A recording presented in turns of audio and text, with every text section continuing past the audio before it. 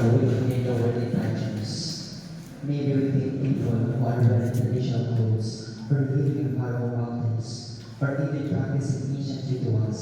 But the truth is, indigenous word means something deeper to them, as if they are behind times, forgotten, ignored, and even sometimes disrespected.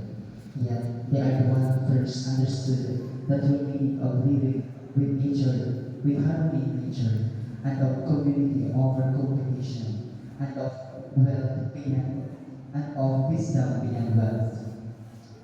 Their knowledge is not written in a book, but carved in mountains, sung in chants, and in everyday with purpose and respect. So,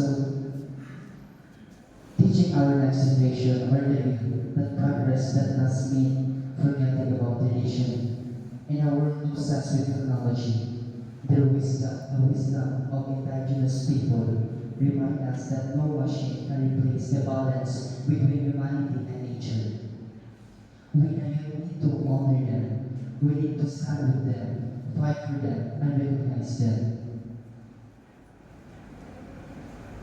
As I said in People's Rights 1997, also known as Republic of 1983-71, it states, recognizing their rights, their contribution, and their struggles.